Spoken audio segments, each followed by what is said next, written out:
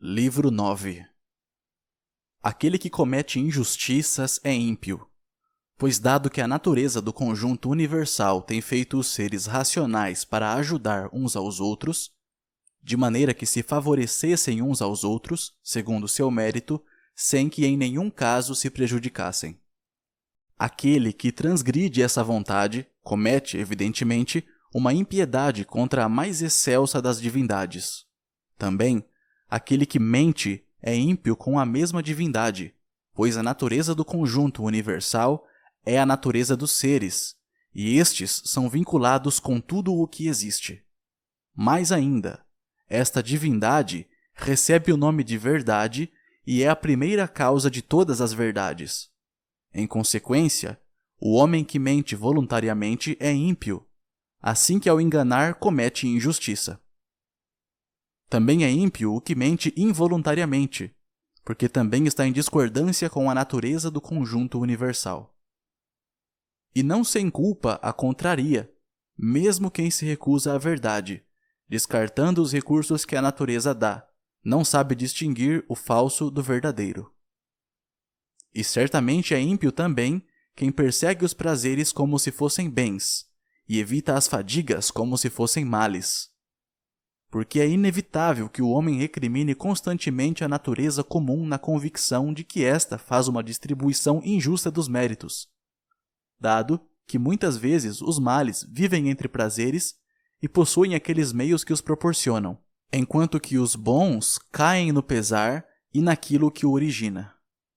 Mais ainda, quem teme os pesares temerá algo que, inevitavelmente, algum dia acontecerá no mundo, e isso já é impiedade. E aquele que persegue os prazeres não se absterá de cometer injustiças, e isso sim que é claramente impiedade. Portanto, em relação a essas duas coisas, a natureza é indiferente, pois não teria criado ambas as coisas se não tivesse sido indiferente em relação às duas. Quem deseja seguir a natureza deve seguir a sua indiferença. No mundo se repetem de maneira igual. Dessa maneira, ímpio é aquele que não se torna indiferente à alegria e aos males, à fama e à infâmia, coisas que a natureza do conjunto universal usa indistintamente. E a natureza comum usa estas coisas indiferentemente, em vez de considerar obra do acaso as coisas que acontecem, e que tudo é motivado devido a um primeiro impulso da providência, segundo a qual, de um princípio, empreendeu esta organização atual do mundo mediante a combinação de certas razões das coisas futuras e assinalando as potências geratrizes das substâncias, as transformações e sucessões desta índole. Próprio de um homem puro seria afastar-se dentre os homens sem ter gostado da falácia, e todo tipo de hipocrisia, simulação e orgulho. Mas expirar, uma vez criado o asco destes vícios, seria, de certa forma, chegar bem ao termo da viagem. Ou prefere estar envolvido nesses vícios e ainda não o incita a fugir de tal peste pela experiência? Pois a corrupção da alma é uma peste muito maior que uma infecção e alteração semelhante deste ar que está esparso em torno de nós. Porque esta peste é própria dos animais, assim como animais, mas aquela é própria dos homens enquanto homens. Não desdenhe a morte. Antes, acolha gostosamente, na convicção de que ela é também uma das coisas que a natureza quer. Porque como é a juventude, a velhice, o crescimento, a plenitude da vida, o nascer dos dentes, a barba, a procriação, a gestação, o parto e as demais atividades naturais que levam às estações da vida, tal é também sua própria dissolução. Por conseguinte, é próprio de um homem dotado de razão comportar-se ante a morte não com hostilidade, nem com veemência, nem com orgulho, a não ser aguardá-la como uma das atividades mais naturais. E do mesmo modo que o aguarda o momento em que sairá do ventre da mãe o recém-nascido, assim também aguarda a hora em que sua alma se desprenderá desse envoltório. E se também quer um conselho simples, que anime seu coração e se torne sereno diante da morte. Analise as coisas e o gênio dos homens de que se livrará, aos quais não se mesclará a sua alma. Porque absolutamente é preciso conviver com esses homens, tratando-os com doçura e não os hostilizando. Recorde, entretanto, que se verá livre de homens que apenas pensam diferentes de você.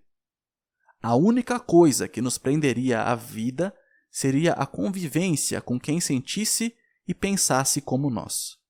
Mas sabe muito bem quão penosa é a desarmonia e a discórdia na vida em comum, até o ponto de dizer: Oxalá chegasse quanto antes, ó morte, antes que eu perca o domínio de mim mesmo. Quem transgride a lei fere a si mesmo. Quem comete uma injustiça, comete contra si mesmo, e a si mesmo se torna mal. Tanto na omissão quanto na ação, pode-se constituir uma injustiça. De nada mais precisará se sua opinião presente for verdadeira, se sua ação presente for útil à sociedade e se sua disposição for de acolher de bom grado tudo o que for de causa exterior. Possuir comportamento íntegro, conter o instinto, apagar o desejo, conservar em você o guia interior. Uma só alma foi distribuída entre os animais irracionais. Uma alma inteligente foi dividida entre os seres racionais. Igualmente, uma é a terra de todos os seres terrestres, e com uma só luz vemos, e com o mesmo ar respiramos, todos que vemos e vivemos. Todas as coisas que compartilham algo em comum se inclinam para suas semelhantes. Assim, o que é da terra se inclina para a terra, o que é úmido para a água e o que é aéreo para o ar. Já o fogo tende a subir graças ao fogo elementar, que tão inclinado está a se unir com o fogo daqui que todo material seco é inflamável devido ao menor grau de combinação com aquilo que impede a combustão. Da mesma forma, tudo que participa da natureza inteligente comum anseia, com vigor ainda maior, por seus semelhantes. Quanto mais é aperfeiçoado, tanto mais prontamente se mistura e confunde com o seu semelhante. Mesmo entre os animais irracionais, podemos perceber enxames, manadas, ninhadas e, por que não, amores. É que também neles já existem almas. E quanto mais se elevam, mais suas almas manifestam a busca da razão e o instinto gregário, o que não se vê nos vegetais, nem nas pedras ou na madeira. Entre os seres racionais, verificam-se regimes políticos, amizades, famílias, reuniões, bem como nas guerras, tratados e tréguas. Entre os seres ainda superiores, embora distantes, de certo modo subsiste uma união, como por exemplo entre os astros. Assim, o esforço para ascender a um grau mais elevado pode manifestar a solidariedade mesmo nos seres longínquos. Assim, observe o que se sucede. Apenas os seres inteligentes andam agora esquecidos da atração mútua e da tendência à união. E somente neles não se vê confluência. Contudo, por mais que fujam, são detidos de todos os lados, pois a natureza é mais poderosa. Você verá o que eu lhe digo, se prestar a devida atenção. É mais fácil encontrar um punhado de terra isolado da terra do que um homem isolado do homem. Produz seu fruto o homem, Deus e o mundo. Cada um o produz em seu próprio tempo. Mas, se habitualmente esse ditado foi mais utilizado no sentido aplicado às árvores e seus frutos, não tem importância. A razão tem também um fruto comum e particular, e do mesmo fruto nascem os outros semelhantes como a própria razão. Se puder, eduque o homem. Caso contrário, recorde que lhe foi dada a benevolência para este fim. Também os deuses são benévolos com as pessoas com atitudes assim. E em certas facetas colaboram com eles para conseguir a saúde, a riqueza, a fama. Até tal extremo chega a bondade divina. Também você tem esta possibilidade. Ou diga-me, quem o impede disso? Não se esforce como um desventurado, nem como quem quer ser compadecido ou admirado. Que antes seja seu único desejo agir de acordo com justiça em função do todo. Hoje me livrei de toda circunstância difícil, melhor dizendo, joguei fora de mim todo problema, porque este não estava fora de mim, a não ser dentro, em meus pensamentos. Tudo é o mesmo e se repete, habitual pela experiência, efêmero pelo tempo e ruim por sua matéria. Tudo se repete como o tempo daqueles que já foram sepultados. As coisas permanecem estáticas fora de nós, fechadas em si mesmas, sem saber e sem julgar nada a respeito de si mesmas. Quem então as conhece? A razão. O bem e o mal não radicam no sofrimento, a não ser na atividade do ser racional e social, como tampouco sua excelência e seu defeito estão no sofrimento, a não ser na ação. Para a pedra jogada para o alto, a subida e a descida não a prejudica. Penetre em seu guia interior e verá a que juízes teme, que classe de juízes são. Tudo está em transformação. Você também está em contínua transformação e, em certo modo, destruição, e igualmente o mundo inteiro. É preciso deixar de lado a falha alheia. A conclusão de uma atividade, repouso de um instinto ou de uma opinião não são nenhum mal. Passe agora às idades, por exemplo. A infância, a adolescência, a juventude, a velhice. Porque também toda mudança destas é uma morte. Acaso é terrível? Passe agora à etapa de sua vida que passou aos cuidados do seu avô. Depois, sob a autoridade de sua mãe. E a seguir, sob a autoridade de seu pai. E ao passar por outras muitas transições, mudanças e interrupções, pergunte-se: acaso é terrível? Da mesma maneira, não será o fim de sua vida a transformação final? Agilize a análise do seu ser, assim como do ser do universo de cada homem. De sua parte, para torná-lo justo e inteligente. No que corresponde ao conjunto universal, para que se relembre daquilo de que você é parte. No caso do seu semelhante, para que saiba se ele agiu de uma forma ou de outra forma. Na ignorância ou no conhecimento, de maneira a se lembrar de que ele é o seu irmão. Assim como você é membro complementar do sistema social, sua atividade é complemento da vida social. Por conseguinte, toda atividade que não se refira direta ou remotamente ao fim social afunda a sua vida e não permite que exista unidade, sendo caótica. De igual modo, é quem retira sua contribuição pessoal à harmonia comum. Aborrecimentos e jogos de meninos, frágeis almas que transportam cadáveres. É o que Homero nos mostra ao vivo na Evocação dos Mortos. Pense na qualidade da causa e, isolando-a da matéria, procure contemplá-la em si mesma. Veja o tempo máximo que dura o objeto individual. Você tem suportado uma infinidade de males por não ter se resignado a desempenhar a função para que foi designado. Dê um basta agora. Sempre que o outro o insultar, odiar preferir palavras desse tipo contra você, penetre em sua pobre alma, infiltre-se em seu íntimo e veja de que espécie é. Verá que não deve se angustiar pelo que ele pensa de você. No entanto, terá que ser benevolente com ele, porque é, por natureza, seu amigo. E, inclusive, os deuses lhe dão ajuda total por meio de sonhos e oráculos, para que, apesar de sua conduta, consiga aquilo que é de seu interesse e lhe causa desavença.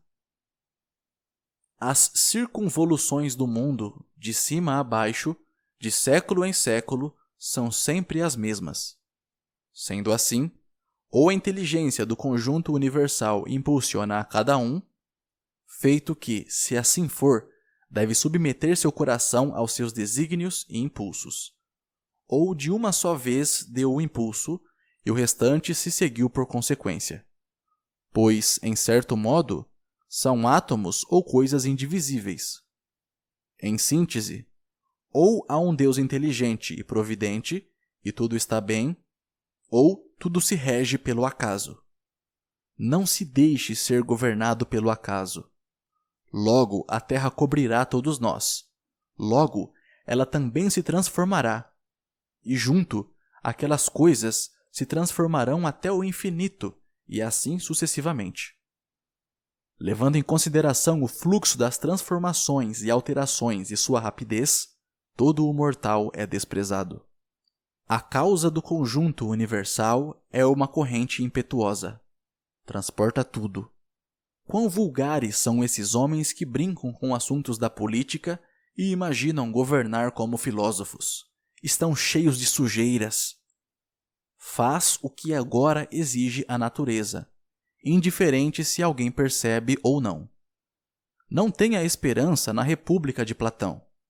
Antes, contente-se com qualquer progresso, o mínimo que seja, e pense que este resultado não é uma insignificância.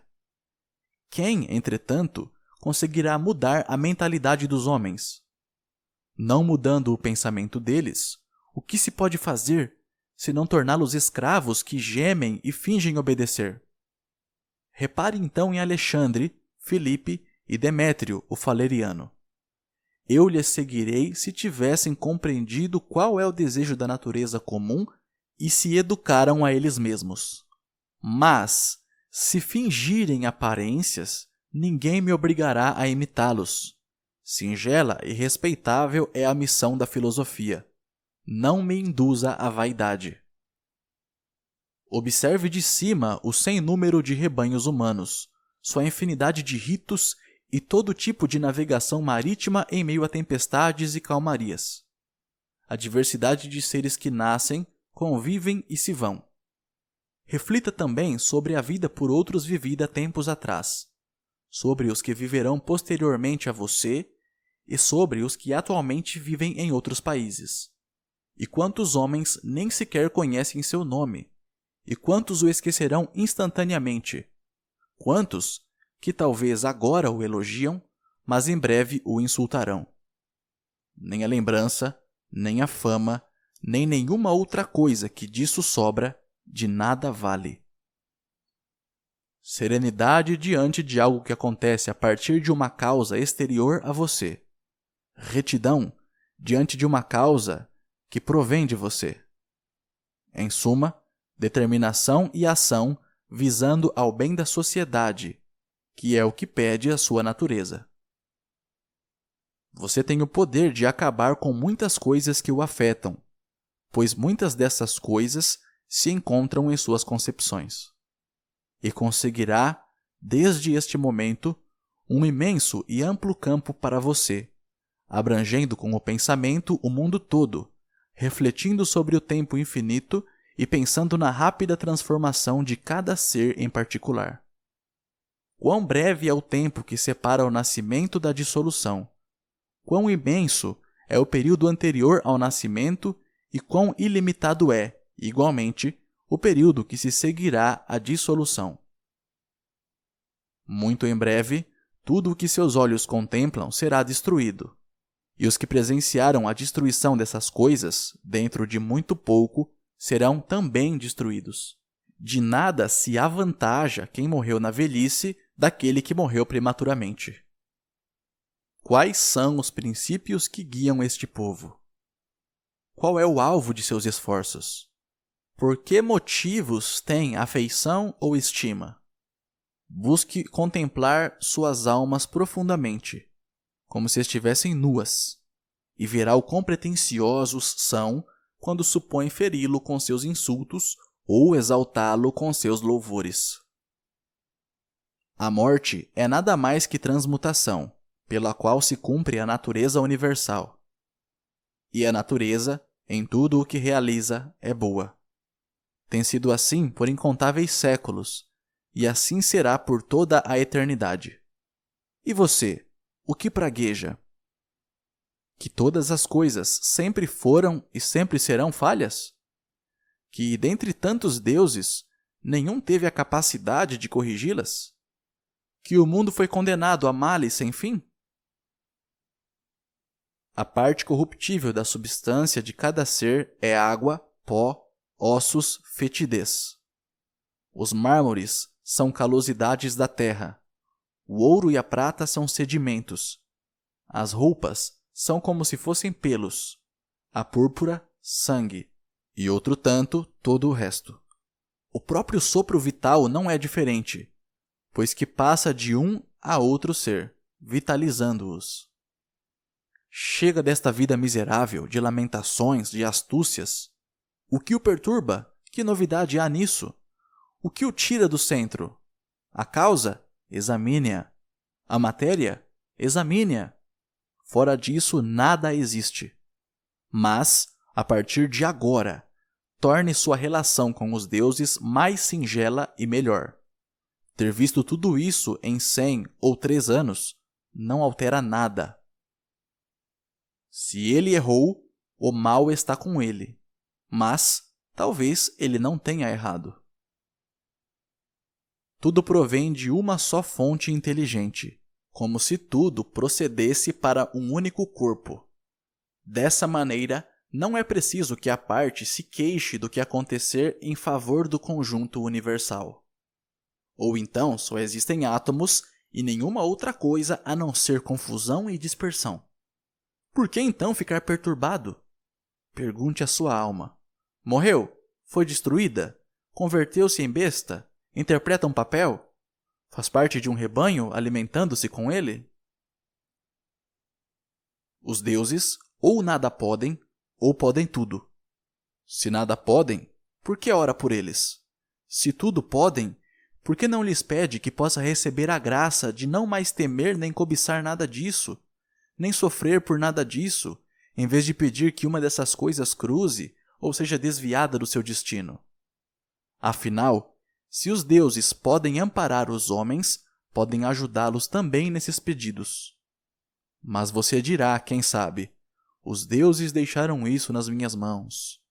Então, não é melhor que faça uso das suas forças com liberdade, em vez de se digladiar com o que absolutamente não depende de você, como um servo de seus anseios? E quem lhe disse que os deuses não nos ajudam no que está em nossas mãos? Comece a orar por isso e verá o que se passa.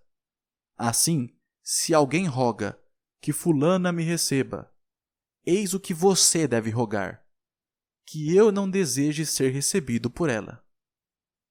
E se um homem pede que eu fique livre de Beltrano, você deve pedir que eu não precise livrar-me dele. E se outro homem ora que eu não perca o meu filho, você deve orar que eu não sinta o medo de perdê-lo. Em suma, troque suas súplicas nesse sentido e observe os resultados. Epicuro disse: quando estava enfermo, não falava dos meus sofrimentos corporais, nem mesmo com os meus visitantes.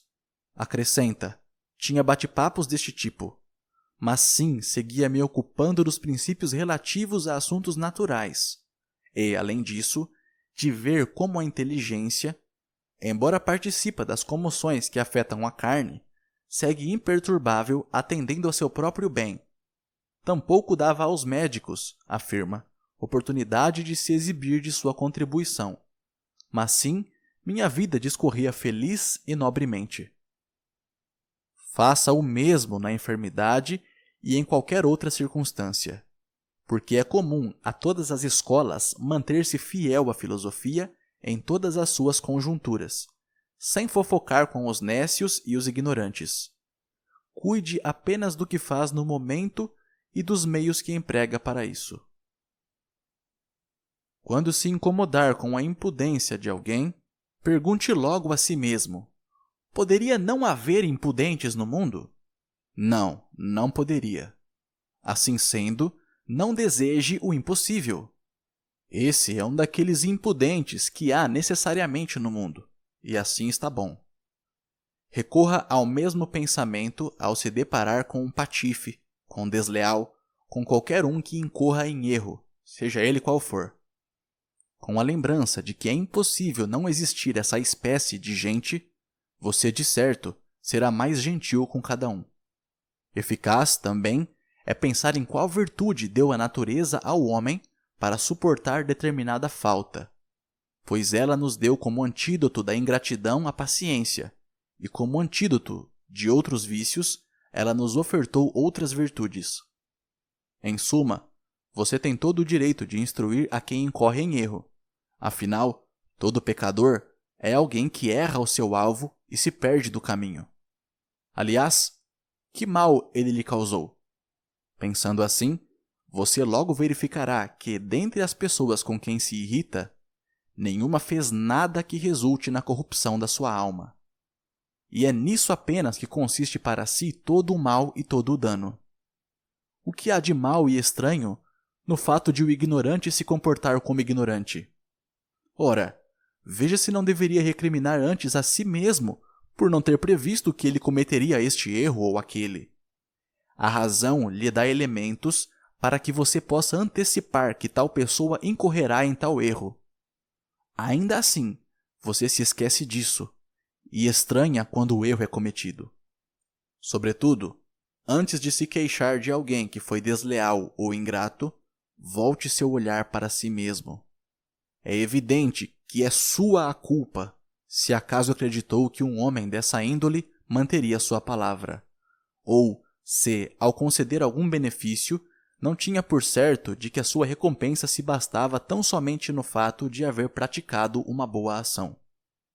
O que mais deseja um homem ao haver praticado o bem? Não basta apenas agir segundo a natureza, mas sim buscar uma recompensa? Como se o olho reclamasse alguma recompensa porque vê, ou os pés porque caminham. Porque, igual a estes membros, que foram feitos para uma função concreta, e ao executar estar de acordo com sua particular constituição, pois cumprem sua missão peculiar, assim também o homem, benfeitor por natureza, sempre que fizer uma ação benéfica ou simplesmente cooperar em coisas indiferentes, também obtém seu próprio fim.